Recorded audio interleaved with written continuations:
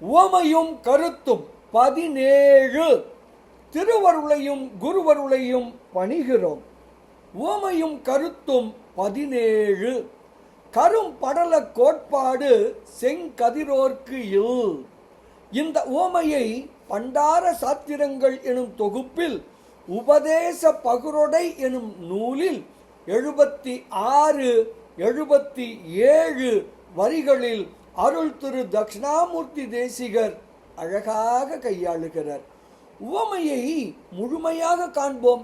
கரும் படல கோட்பாடு செங்கதிரோர்க்கு இல்லாது இருள் விழியில் சென்றது போல். இதுவே அந்த ஓமை. ஓமை என்ன சொல்லுகிறது? ஒரு விழி கதிரவன் சந்நிதியிலேயே இருந்தாலும் அந்த கண்ணில் உள்ள கரும் படலம் அந்த விழியின் இயல்பான காணும் தன்மையை மறைக்கிறது. கரும் படலத்தின் செயல்பாடு சூரியனிடத்து நிகழாமல் விழியிடம் மட்டுமே நிகழ்கிறது. இதுவே உவமை. இந்த உவமை விளக்கும் கருத்துதான் என்ன? ஆணவம் எனும் படலம் உயிரின் இயல்பான அறியும் திறனை மறைக்கிறது.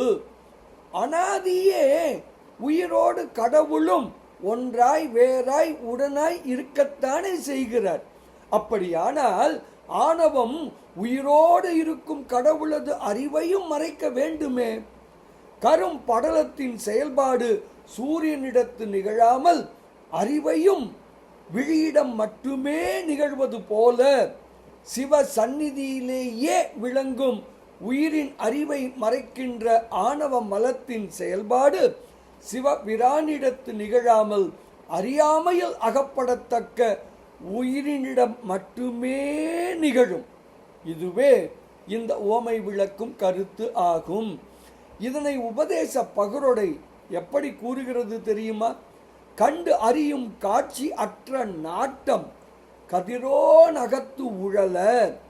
காட்சி ஒழித்த கரும் படல கோட்பாடு செங்கதிரோர்க்கு இல்லாது இருள் விழியில் சென்றது போல் அங்கு அரணுக்கு இன்றி உயிருக்கு ஆகும் என்று அருள் திரு தட்சிணாமூர்த்தி தேசிகர் மிக அழகாக தனது உபதேச பகருடை எனும் நூலின் 76 77 வரிகளில் இனிதாக விளக்குகிறார். இருள் உணர்வோம், ஒளி பெறுவோம், சிவானந்தம் நுகர்வோம். திருவருளையும் குருவருளையும் பணிவோமாக. சிவாய நம. திருச்சிற்றம்பலம்.